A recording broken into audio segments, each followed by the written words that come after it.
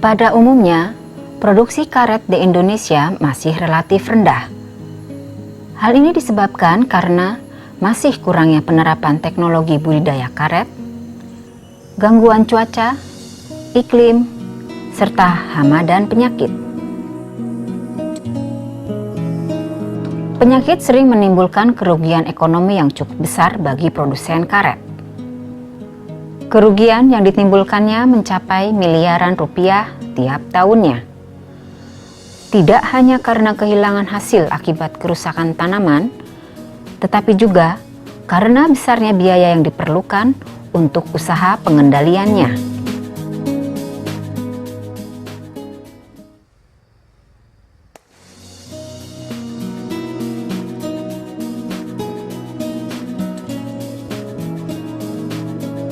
Penyakit akar putih merupakan penyakit yang sangat penting pada pertanaman karet karena dapat menimbulkan kerugian ekonomi yang cukup besar.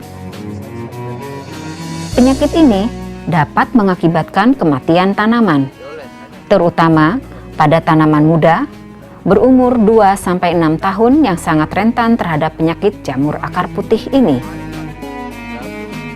Penyakit jamur akar putih sering menimbulkan kerusakan pada areal pertanaman ulang dan pada lahan yang masih banyak tunggul atau sisa akar kayu, bekas tanaman karet tua, atau bekas hutan yang tanahnya gembur dan berpasir. Yang menyebabkan penyakit akar putih ini adalah disebabkan oleh salah satu jenis jamur yang namanya Rigidophorus microphorus. Jamur ini hidup di bawah permukaan perakaran tanaman, ya, khususnya karet, ya, terutama pada saat musim hujan atau kondisi tanah basah. Dia sangat aktif dan menyerang perakaran tanaman karet. Nah, tanaman-tanaman karet yang telah terinfeksi atau terkena dengan jamur akar putih ini, lambat laun akan mengalami kematian yang ditandai dengan dari atas daunnya kuning, kusam, melipat, kemudian lama-lama mati, dan bahkan seperti Bapak semuanya lihat, mengakibatkan rubuh atau tumbang karena tidak mampu menyangga pohon tersebut. Bapak semuanya, ini salah satu contoh, ya, bekas serangan jamur akar putih. Di sini nampak kulit, ya, kulit bahkan sampai sudah ke kayu ini menimbulkan warna berupa coklat kehitam-hitaman atau proses pembusukan, ya, proses pembusukan, sehingga translokasi makanan tidak sempurna, sehingga menunjukkan gejala ke permukaan daun. Nah, untuk selanjutnya, apabila kita telah memastikan bahwa tanaman karet itu terinfeksi atau terserang jamur akar putih, maka kita harus segera melakukan penanggulangan. Penanggulangan atau pencegahan dapat dilakukan dengan pembongkaran dan pemusnahan tunggul dan sisa akar tanaman. Cara ini merupakan pengendalian penyakit akar putih yang sangat efektif. Hal ini bertujuan untuk meniadakan sarang-sarang jamur dari areal pertanaman. Pembongkaran tunggul atau sisa akar tanaman dapat dilakukan dengan menggunakan alat mekanis bulldozer atau traktor. Kemudian, diikuti dengan penyingkiran atau pembakaran sisa-sisa tanaman.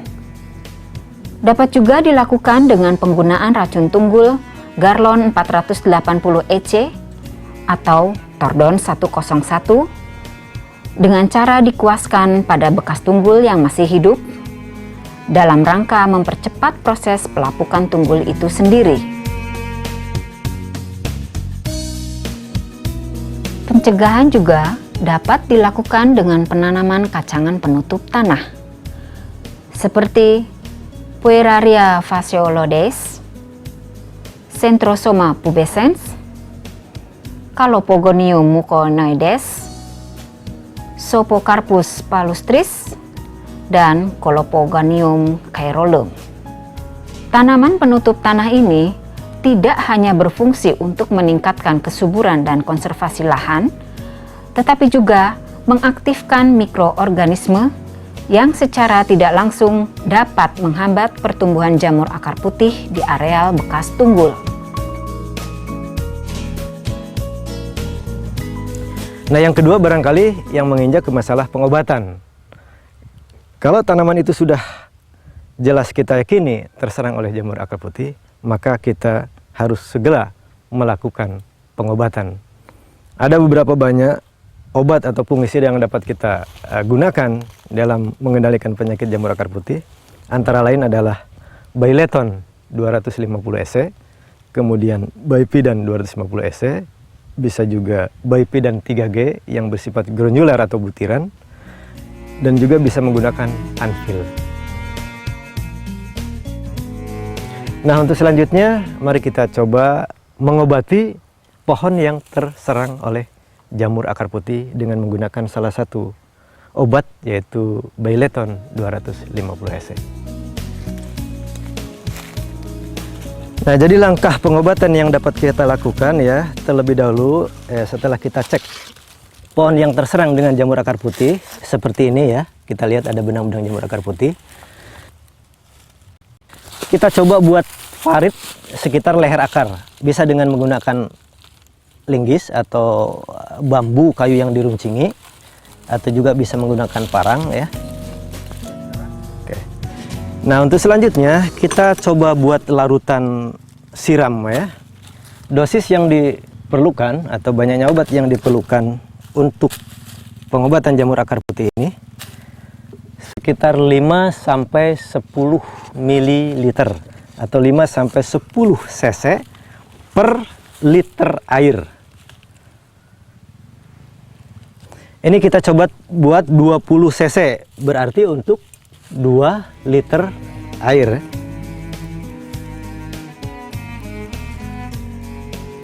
2 liter air kita gunakan ember ya untuk membuat larutan.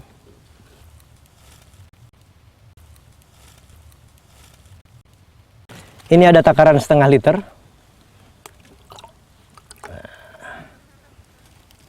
1 liter, 1 liter setengah, 2 liter, karena kita buat tadi 20 cc, bisa juga sampai 3 liter, 5 sampai 10 cc per liter air. Jadi kalau 20 cc sekitar 2 sampai 3 liter air. Setelah itu kita aduk merata. Baru kita siap untuk disiramkan. Cara penyiramannya diusahakan harus merata. Nah, seperti ini. Kenakan ke kulit bagian atas.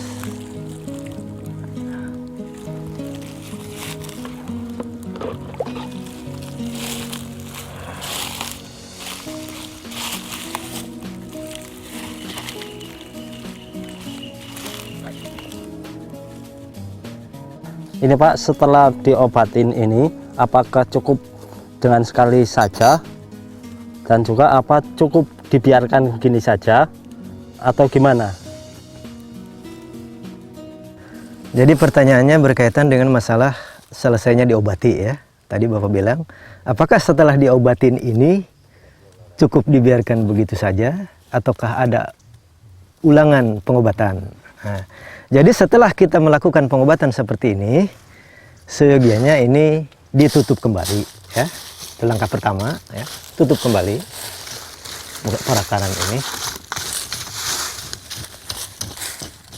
Setelah ditutup begini, selanjutnya kita melakukan pengobatan setiap 6 bulan sekali ya, sampai miselia jamur akar putih yang menempel pada perakaran tanaman ini mati atau hilang dengan sendirinya. Jadi pengobatan bisa dilakukan 6 bulan kemudian. Dan pengobatan itu dilakukan awal dan akhir musim hujan. Katakanlah kalau awal musim hujan barangkali di bulan September, Oktober ya. Nanti di akhir musim hujan di bulan Maret atau April kita ulangi lagi pengobatan seperti yang kita lakukan tadi. Dosisnya sama, Gitu. ya. Dosisnya sama, ya. Dosisnya sama kan. Kemudian pertanyaan yang kedua Menular atau berkaitan dengan masalah menular atau tidaknya. ya, dengan Nah, tanaman lain. oke. Jamur akar putih ini ya bisa menular dari satu pohon ke pohon yang lain, ya kan? Penularan bisa melalui dengan persinjungan perakaran tanaman karet. Nah, kalau ini dibiarkan saja tanpa kita obati, maka dalam satu barisan tanaman itu akan terjadi kematian tanaman yang cukup banyak, bahkan mungkin tumbang atau roboh. Oleh sebab itu, pengobatan tidak hanya dilakukan pada pohon yang terserang saja, tetapi sebagai pencegahan juga kita lakukan pengobatan kepada pohon-pohon tetangganya. Nah, ada istilah pola 8, artinya kalau satu pohon terserang dengan jamur akar putih, maka tetangganya sekitar 7 pohon tanaman yang ada di sekitarnya itu harus dilakukan pengobatan dalam rangka pencegahan supaya tidak menjalar ke tanaman yang lebih luas lagi.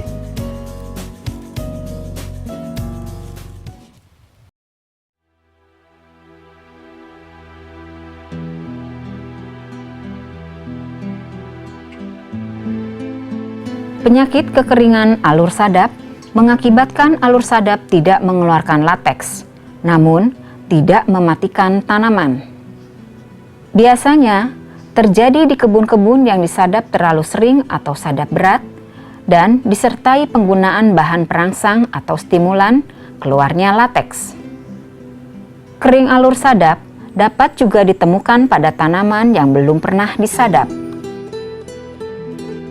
Nah, ini adalah contoh daripada tanaman yang terkena apa yang kita kenal sebagai kering alur sadap. Itu tanaman yang apabila disadap tapi tidak mengeluarkan lateks. Nah, kalau Bapak lihat sendiri, tanamannya sendiri itu tumbuhnya dengan bagus, tidak ada perbedaan sama sekali dengan tanaman normal. Jadi kalau kita lihat sepintas, pohon ini sama dengan pohon yang normal. Hanya saja setelah kita sadap baru kita tahu bahwa pohon ini sakit. Nah, misalnya kita sadap seperti ini.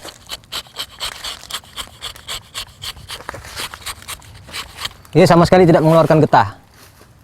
Ini penyakit ini dikenal juga dengan brown bust.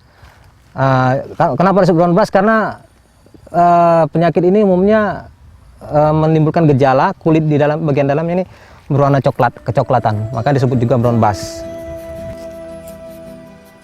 Pak, ada pertanyaan Pak. Apa yang menyebabkan timbulnya penyakit khas itu, kering alur sadap itu, dan bagaimana cara penanggulangannya? Penyebab dari kering alur sadap ini sampai sekarang tidak bisa dipastikan, tetapi umumnya itu banyak ditemui pada pertanaman yang mengalami penyadapan berat dan pemeliharaan yang kurang baik. Artinya penyadapan yang berat itu misalnya penyadapan dengan S2D1 disadap tiap hari atau bahkan malah sadap pagi sadap sore. Nah, di situ banyak ditemui terjadinya gejala serangan kering alur sadap ini. Cara penanggulangan penyakit kering alur sadap ini adalah: pertama, melakukan pengecekan bagian yang masih mengeluarkan lateks dari seluruh bidang sadap tanaman ini. Kedua, apabila telah ditemukan bagian yang mengeluarkan getah, diberi tanda. Berarti bagian ini yang harus diobati. Ketiga, bagian kulit yang terkena serangan ini dibuang dengan menggunakan pisau sadap. Tidak dianjurkan menggunakan alat selain pisau sadap. Untuk melakukan pengupasan kulitnya, caranya persis sama seperti melakukan penyadapan biasa, dengan meninggalkan 3 mm kulit dari kambium. Setelah selesai membuang kulit yang tidak mengeluarkan getah, kemudian diukur kedalaman kulitnya. Ketebalan kulit yang tersisa dari kambium adalah 3 mm. Pada bagian ini dilakukan pengolesan dengan Antico F96.